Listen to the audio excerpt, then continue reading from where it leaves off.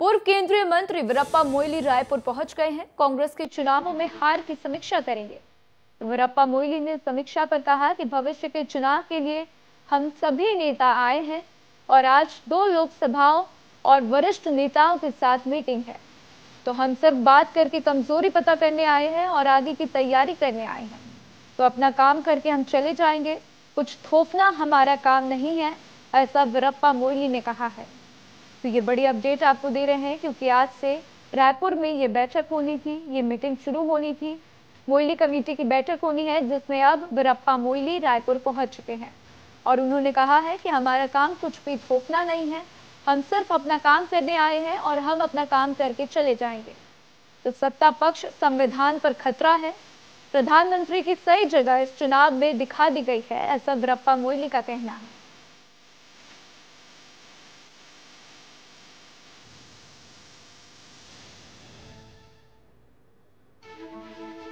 तो कांग्रेस के चुनावों में हार की समीक्षा करेगी मोइली कमेटी और इसी बीच वीरप्पा मोइली का ये बड़ा बयान सामने आया है।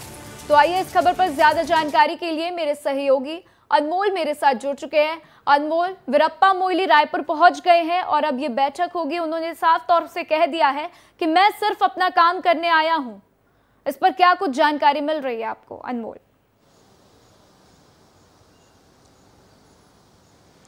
बिल्कुल राधा, देखिए आज बहुत बड़ी बैठक होने जा रही है कांग्रेस के और इस लिहाज से इस बैठक बहुत अहम है क्योंकि देखिए लोकसभा चुनाव में छत्तीसगढ़ में बहुत करारी हार कांग्रेस को मिली है, जिसके बाद कांग्रेस ने फैक्ट फाइंडिंग कमेटी का गठन किया। जिन प्रदेशों में भी कांग्रेस की हार हुई है वहां पर पर्यवेक्षक नियुक्त किए गए, जिस तौर पर जो है वीरप्पा मोइली जो है वो छत्तीसगढ़ के प्रभारी बनाए गए। यहाँ पर आकर वो आज जो है जांचेंगे, तलाशेंगे कि कहाँ कमी रह गई, कहाँ जो है कमी बेसी रह गई, जिसकी वजह से कांग्रेस को हार का सामना करना पड़ा। और आज देखिए वो पहुंच गए हैं राजीव भवन में। अब से थोड़ी देर में बैठक शुरू होगी। इस बैठक में पीसीसी चीफ दीपक बैज, पूर्व मुख्यमंत्री भूपेश बघेल के अलावा कांग्रेस के जो तमाम दिग्गज नेता है, पूर्व मंत्री हैं, विधायक हैं, वो इस बैठक में शामिल होंगे। जानकारी दे दूं मैं राधा कि यह बैठक बहुत लंबी चलने वाली है। शाम तक ये बैठक जो है राजीव भवन में चलेगी। इसमें पहले महासमुंद लोकसभा को लेकर के मंथन किया जाएगा, उसके बाद रायपुर लोकसभा को लेकर के, और कल जो है बिलासपुर जाएंगे वीरप्पा मोइली। उसके बाद जो है परसों कांकेर का भी कार्यक्रम है। तो पूरे तौर पर आप देखेंगे तो ये कार्यक्रम में बात एक ही है कि हार क्यों हुई, हार के कारण जुटाए जाएंगे, कार्यकर्ताओं से बातचीत किया जाएगा। और इसमें यह भी जानकारी है राधा की जो नेता है वो अपनी भड़ास भी निकालते हुए नजर आएंगे कि आखिरकार क्या कारण रहा, क्या मुद्दे रहे जिसके कारण इतनी करारी हार का सामना करना पड़ा चुनाव में। राधा, बिल्कुल अनमोल, तो हार की ये समीक्षा बैठक बुलाई गई है और इसीलिए वीरप्पा मोइली भी आए हैं। अब इस बैठक में देखना होगा कि क्या बातें सामने निकल कर आती हैं। तो हमारे साथ जानकारी साझा करने के लिए अनमोल आपका शुक्रिया। तो चलिए अब अगली खबर का रुख करते हैं। आपको बता दें कि डिप्टी सीएम अरुण साव ने तंज कसा है कांग्रेस पार्टी की समीक्षा बैठक को लेकर। उन्होंने कहा कि हार का ठिकड़ा किस पर फूटेगा, सभी राजनीतिक दल को अपनी आंतरिक बैठक का अधिकार है। कांग्रेस हार पर समीक्षा तो करेगी, लेकिन हार का ठिकड़ा किसके ऊपर फोड़ेगी, तो हार का ठिकरा किसके ऊपर फूटेगा ये देखने वाली बात है, ऐसा अरुण साव का कहना है। राजनीतिक दल को अपनी आंतरिक बैठकें और ये सब करने का अधिकार है। हार पर मंथन होने वाला है जैसा बताया जा रहा है, पर हार का ठिकरा किस पर फूटेगा ये आने वाले समय में देखने वाली बात होगी।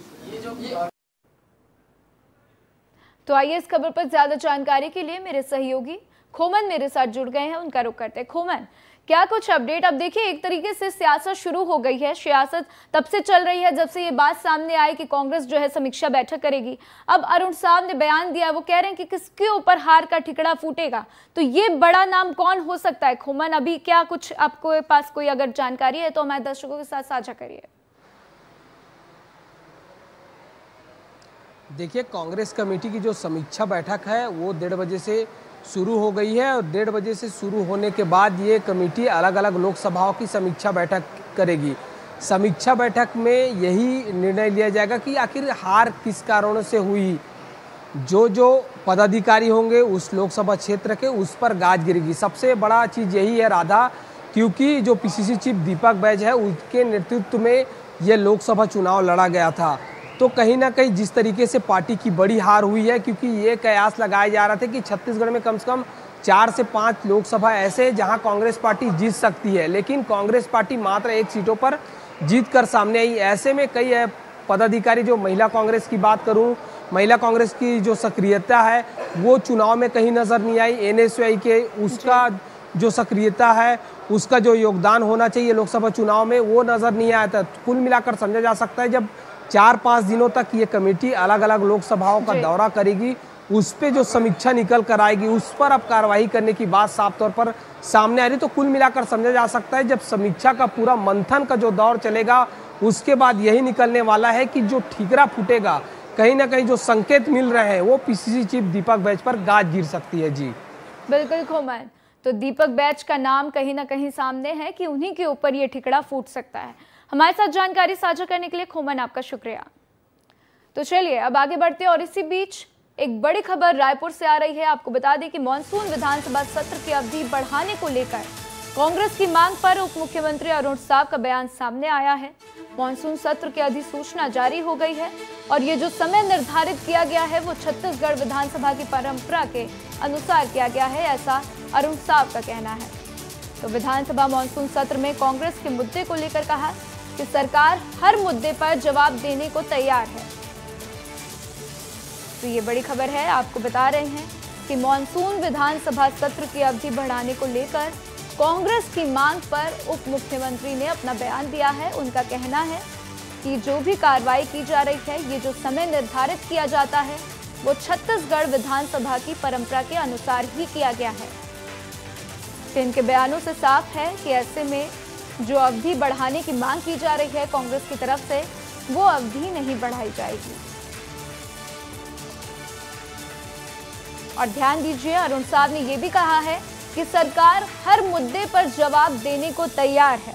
तो कांग्रेस जो है कई मुद्दे उठाना चाहती है, जैसे कि हमने आपको पहले खबर दिखाई थी, तो उसमें उन्होंने कहा कि जनहित के मुद्दे वो इस बार उठाएंगे। बजट सत्र शुरू होना है तो उसमें ये भी बात करेंगे कि कैसे जो कर्ज ले रही है सरकार, कैसे उसको जो चुकाया जाएगा। ये मध्य प्रदेश में ऐसा है।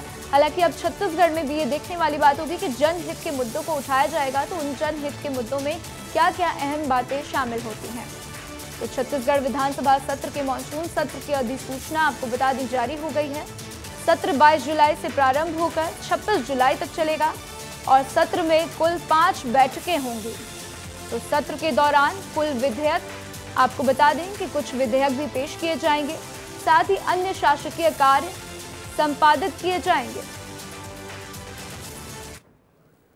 भारतीय जनता पार्टी हमेशा ये कहती रही है कि ये सत्र छोटा है। जब भी हम लोग मानसून सत्र बुलाते थे तो ये कहते थे बहुत छोटा है, लेकिन अब जब उसकी सरकार आ गई तो ये लोग सब मौन धारण कर लिए हैं। और अब तो संसदीय कार्य मंत्री कौन है इसके ही पता नहीं, क्योंकि संसदीय कार्य मंत्री जी इस्तीफा दे दिए हैं। अभी शिक्षा सत्र शुरू हुआ है, शिक्षा मंत्री ही नहीं है। तो अभी लगातार वो ताला स्कूल बिल्डिंग जर्जर है, कहीं शिक्षक नहीं है, कहीं एकल शिक्षक है, उसकी शिकायतें लगातार आ रही है और उसमें भी तालाबंदी तक की नौबत आ गई है। मानसून सत्र की अधिसूचना जारी हो गई है और मानसून सत्र में जो समय निर्धारित किया गया है वो छत्तीसगढ़ विधानसभा की जो परंपरा रही है उसके अनुरूप है। पर्याप्त समय विधानसभा सत्र के लिए निर्धारित किया गया है। पूर्व मुख्यमंत्री कह रहे हैं। तो इसी बीच बिलासपुर से एक बड़ी खबर सामने आ रही है। आपको बता दें, नौकरी की मांग को लेकर आंदोलन जारी है। तो एससीसीएल के सामने नौकरी की मांग को लेकर धरने पे बैठे हैं लोग और सरायपाली परियोजना में जमीन का अधिग्रहण हुआ था, तो जमीन अधिग्रहित कर नौकरी नहीं देने का आरोप लगाया है। और ये तस्वीरें बिलासपुर की हम आपको दिखा रहे हैं, जहां पर आप देखिए कि लोग अपने हाथों में प्लेकार्ड लेकर बैठे हैं और यहाँ पर उनके प्लेकार्ड में लिखा है कि न्याय की आस में पीड़ित परिवार। तो अब देख लीजिए कि नौकरी की मांग में लोग जो है यहाँ पर प्रदर्शन करते हुए नजर आ रहे हैं। तो 10 साल पहले एससीसीएल ने भी आंदोलन करने वालों को जमीन अधिग्रहित की थी, तो साथ ही 10 साल पहले एससीसीएल के पदाधिकारियों ने ली थी आंदोलन करने वालों की जमीन। तो ये बड़ी अपडेट है। और आइए इस खबर पर ज्यादा जानकारी के लिए मेरे सहयोगी आशीष मेरे साथ जुड़ चुके हैं। आशीष, क्या कुछ अपडेट मैं देख पा रही हूँ? आप उस लोकेशन पर मौजूद हैं जहां पर लोग आंदोलन कर रहे हैं। मैं चाहूंगी पहले आप उन्हीं से बातचीत कर लें। छत्तीसगढ़ की सबसे बड़ी संस्था है ACCL और आप मेरे पीछे देख सकते हैं सुबह से ये 10 परिवार उसी ACCL के सामने बैठे हुए हैं नौकरी की मांग को लेकर। कोरबा में सरायपाली परियोजना में बुड़बुड़ गांव है इनका, जहां से इनकी जो है 50 एकड़ जमीन जो है ACCL वालों ने अधिग्रहित की है। और आप देख सकते हैं कि इनमें बच्चे हैं, महिलाएं हैं और जो है बुजुर्ग हैं और सारे लोग हैं जिनके हाथ में तख्त है हमारी मांगे पूरी करो और न्याय की आस में पीड़ित परिवार। मैं आपको बताना चाहता हूं कि ACCL प्रबंधन इस मामले में इतना क्रूर है शुरुआत से ही कि नौकरी को लेकर नए नए नियम बना देता है कि जो है इनको नौकरी नहीं देंगे, नई नीति आ गई है, जो भी नीति आई हो, लेकिन इनके हाथ में वो सारे दस्तावेज हैं जो ये बताते हैं, ये गवाही देते हैं कि इनकी जमीनें ली गई है और नियम बदलकर इन्हें नौकरी नहीं दी जा रही। हम कुछ लोगों से बात करते हैं, वो खुद अपनी पीड़ा बताएंगे। बताइए, आपको नौकरी का आश्वासन मिला था ACCL से, आज 8 साल हो गए, मिली नौकरी? नहीं मिली नौकरी। क्या परेशानी आ रही है? बस देते हैं, बाकी नौकरी नहीं देते। मेरे को तो पूरा प्रमाण पत्र लगा के दे चुके हैं कि आप नौकरी का हकदार हैं और नौकरी मिलेगी आपको, जिसमें शासन प्रशासन दोनों का साइन फंसा हुआ है उसमें। कितने एकड़ जमीन गई है आपकी? 24 डिसमिल। 24 डिसमिल जमीन गई है। ये बच्चा है, देखिए ये कैमरे में जो इसको आंदोलन क्या होता है ये पता नहीं है, लेकिन अपने पिता के कारण कि इनके घर में नौकरी नहीं है तो खाना कैसे मिलेगा। बताइए बेटा, क्यों आए हो आप यहाँ? नौकरी की वजह से। क्या नौकरी किसको मिलेगी? पापा को। अपने पिताजी के नौकरी के कारण ये बच्चा जो है आंदोलन कर रहा है। कुछ महिलाएं भी हैं, उनसे भी बात करते हैं। क्या समस्या है आपको? हमको नौकरी चाहिए, हमारा जमीन गया है तो और कुछ नहीं चाहिए। कितने साल से आप लोग नौकरी के लिए संघर्ष कर रहे हैं? लोग 8 साल 9 साल से न कर रहे हैं संघर्ष नौकरी। कितनी जमीन गई है ACCL से? हमारे 30 डिसमिल गया है। आप भी हैं सामने, न्याय की आस में पीड़ित परिवार। आप बताइए, आपकी कितनी जमीन गई? 24 डिसमिल। कहाँ से आई हैं आप? बुड़बुड़ से। सरायपाली से। कितने एकड़ जमीन गई आपकी? 24 डिसमिल के। यानी कुल मिलाकर देखिए 24 डिसमिल जमीन इन सारे लोगों की ली गई है। एक नज़ारा और मैं आपको दिखाता हूँ कि देखिए ACCL का इतना बड़ा ये फ्लैक्स लगा है, संवर रहा कोयलांचल, और ये भविष्य है कोयलांचल का जो कोरबा के बुड़बुड़ से आए हुए हैं। और इस दावे के साथ ACCL ने कभी इनको कहा। हमारे पास समय की कमी है आशीष, हमारे साथ जानकारी साझा करने के लिए आपका शुक्रिया। तो जैसा कि आप देख रहे थे तस्वीरों में, लोग जो है अपनी मांग कर रहे हैं। लोगों का कहना है कि 8 साल से उन्हें नौकरी का आश्वासन दिया जा रहा है लेकिन उन्हें नौकरी नहीं मिली है। तो चलिए अब बढ़ते हैं आगे, सारंगगढ़ की बात करते हैं। सारंगगढ़ से महाठग शिवा साहू के मामले में बड़ी खबर सामने आ रही है। रिमांड मिलने के बाद पुलिस को बड़ी कामयाबी मिली है। करीब 1,52,50,000 कैश बरामद किया गया। तो सोने चांदी के जेवरात भी जब्त किए गए हैं और नोट गिनने की मशीन, लैपटॉप के साथ कई दस्तावेज भी बरामद हुए। तो जिले के पुलिस अधिकारी जल्द ही मामले के खुलासा कर सकते हैं। तो वहीं 19 तारीख को पुलिस ने शिवा साहू को गिरफ्तार भी किया था। तो ये बड़ी अपडेट हम आपको दे रहे हैं क्योंकि अब शिवा साहू मामले पर ये बड़ी अपडेट आई है कि रिमांड मिलने के बाद पुलिस को एक बड़ी कामयाबी मिली है और करीब 1,52,50,000 कैश बरामद किया गया है। तो आप ये ध्यान दीजिए कि करीब 1,52,50,000 रुपए कैश बरामद किए गए हैं। और इसीलिए आइए इस खबर पर ज्यादा जानकारी के लिए मेरे सहयोगी दिनेश मेरे साथ जुड़ चुके हैं। दिनेश, क्या कुछ अपडेट? 1,52,00,000 से ज्यादा की रकम बरामद की गई है, साथ ही लैपटॉप और इसके साथ नोट गिनने की मशीन भी बरामद की गई है। अभी क्या जानकारी वहां से मिल रही है आपको?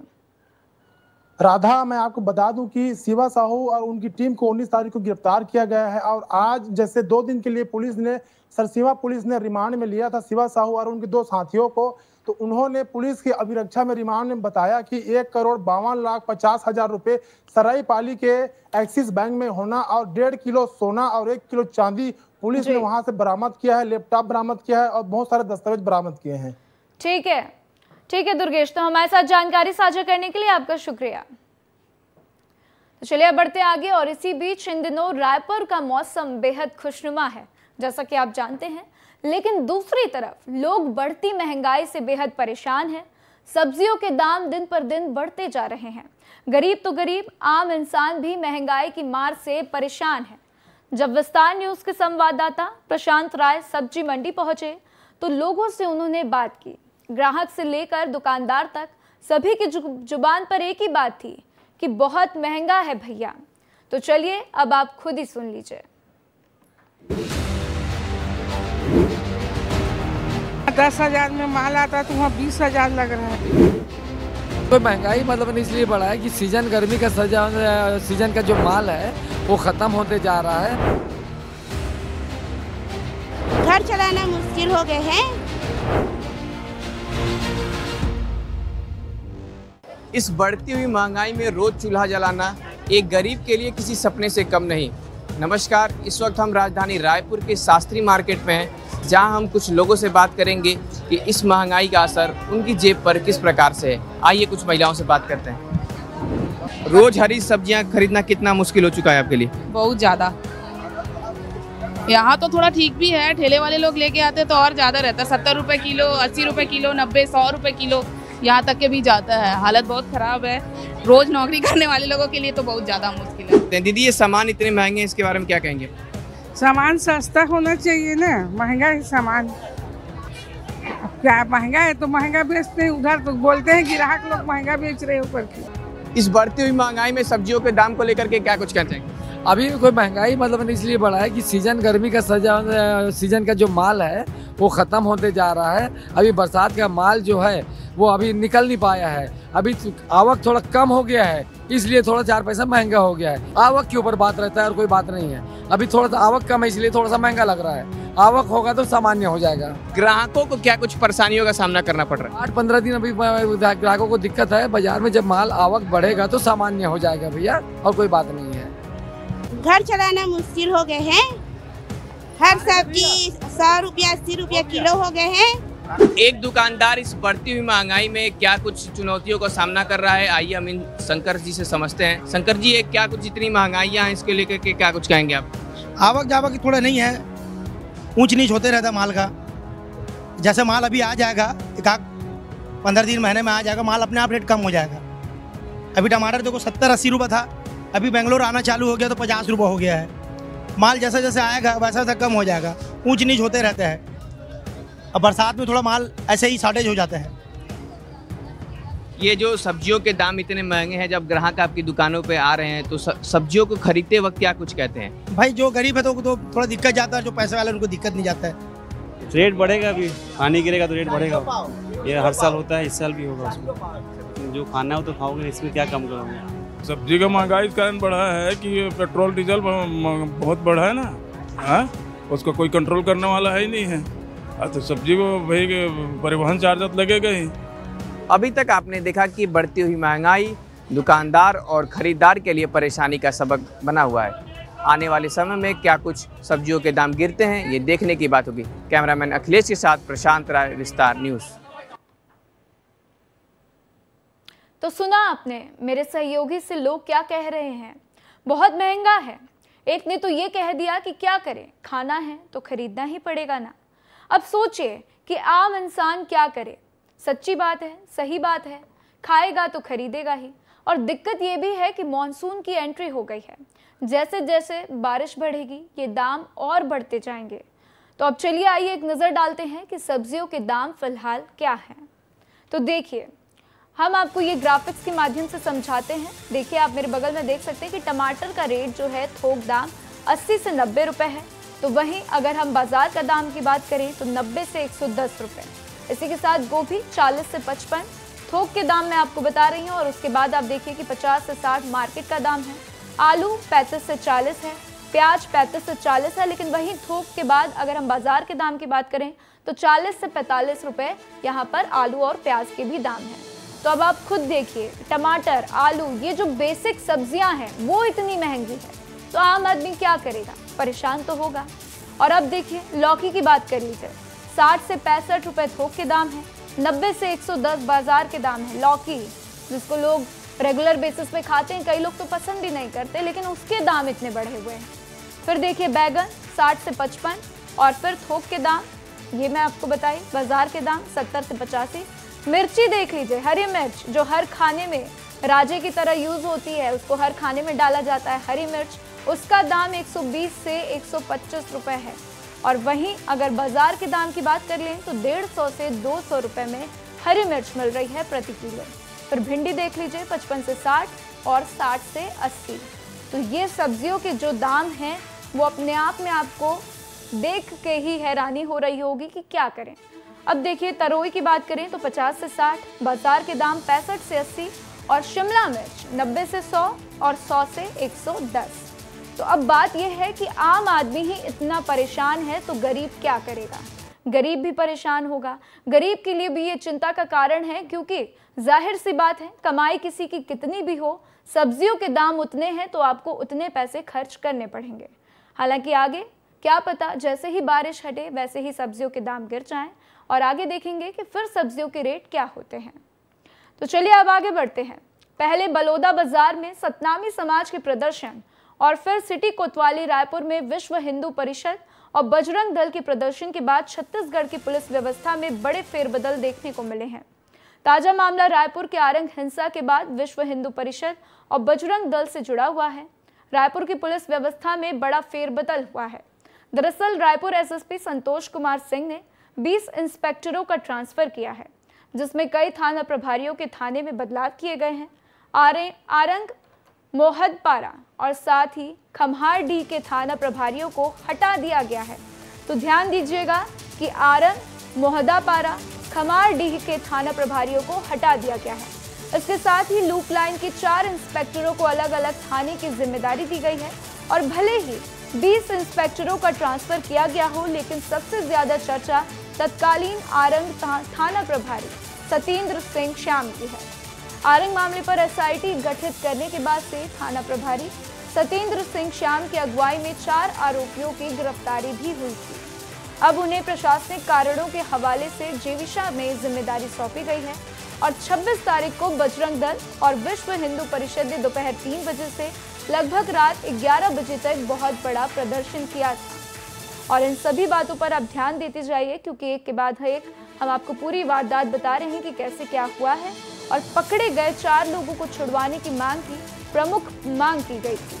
तो जिसके बाद से देर रात उप मुख्यमंत्री अरुण साहब पहुंचे थे और तभी ये कयास लगाए जा रहे थे कि कुछ बड़ा होने वाला है। जाहिर सी बात है जब उप मुख्यमंत्री खुद पहुंचेंगे तो लोगों के मन में ये सवाल उठेगा कि अब यहाँ से कुछ बड़ा ही होगा।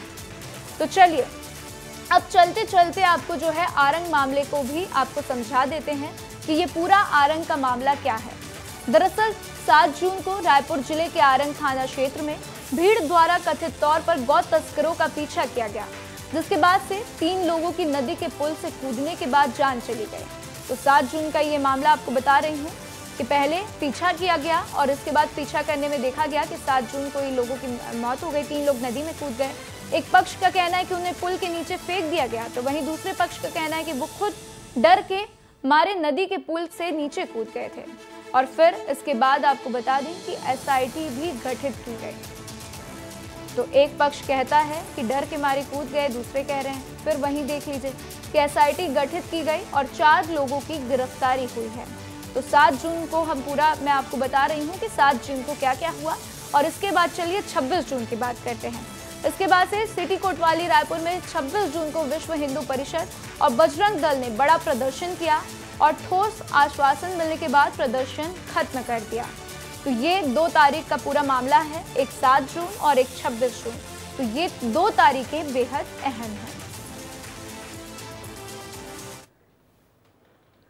तो चलिए इसी बीच एक बड़ी खबर आपको बता दें। खैरागढ़ से एक बड़ी खबर सामने आ रही है। रंगे हाथ 4000 रुपए का घूस लेते पकड़ा गया पटवारी। तो एंटी करप्शन ब्यूरो रायपुर ने आज सुबह कार्रवाई की थी। तो टोला गांव के किसान ने की एंटी करप्शन ब्यूरो से शिकायत।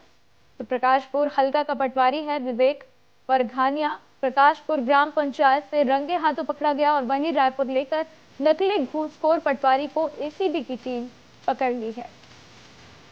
तो टोला गांव के किसान ने एसीबी से शिकायत की थी और उसके बाद से प्रकाशपुर हल्का का पटवारी है प्रकाशपुर ग्राम पंचायत से रंगे हाथ पटवारी को पकड़ लिया गया है।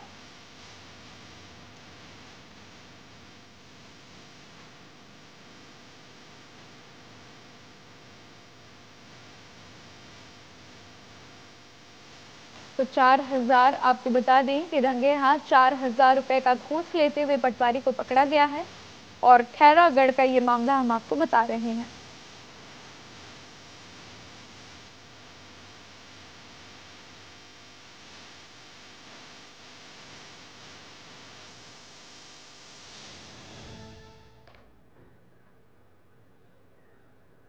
तो अब बात करेंगे जशपुर की, जहां पुलिस के हाथों बड़ी सफलता लगी है।